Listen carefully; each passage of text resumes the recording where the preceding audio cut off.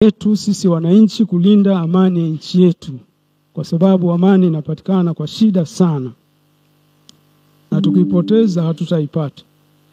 Katika hali ya kawaida, nani anaharibu amani? Anayetumia nguvu na kusitiza uchaguzi uende anavyotaka yeye, au yule anayesema jamani, turudi mezani ili tuangalie mifumo yetu ya uchaguzi, kwani mfumo wa sasa hauwezi kutupatia viongozi wa haki na kweli. Kwa maana hiyo, kama amani inapatikana kweli kwa kurudi mezani, kwa maana hiyo wote waliokamatwa kwa kudai haki, wakiwemo viongozi wa vyama vya kisiasa, waachiwe haraka na bila masharti, na wengine wasikamatwe wala kusumbuliwa, na pia mihimili isiingiliwe, mbali itende kazi zake kwa haki. Demokrasia.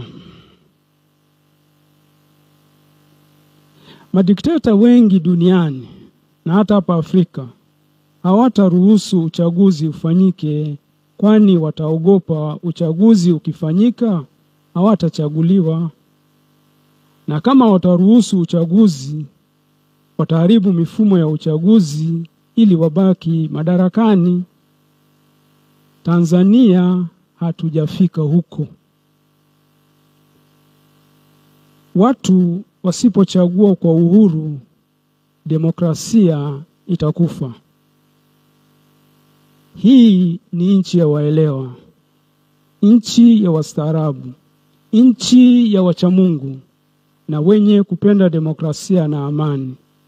Katika misingi ya demokrasia, mamlaka ya serikali yanatokana na serikali iliyochaguliwa kihalali. Demokrasia ya kweli, viongozi watawajibika kwa wapiga kura. Kura ni wakala wenye nguvu. Wananchi wasiporwe nguvu yao ya kupiga kura na kuchagua. Kasoro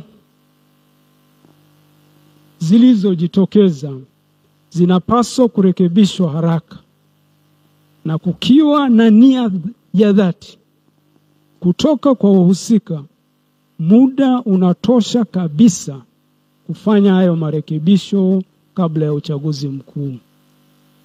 Wito.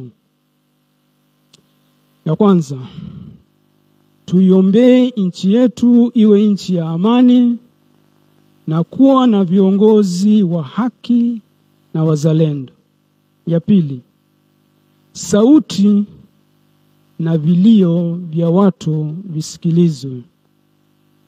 Tatu, wahusika wakae na wadau wote wa uchaguzi kuruhusu mabadiliko yale ya lazima kabla ya uchaguzi mkuu. Mwisho, kila mtu amwogope Mungu na kuisikiliza dhamiri yake, sauti ya Mungu inayozungumza ndani mwetu. Mwisho, kwa ninyi ndugu zangu Wanalindi na wengine mlioko hapa, na watu wote wenye mapenzi mema na nchi yetu, na watakia Pasaka njema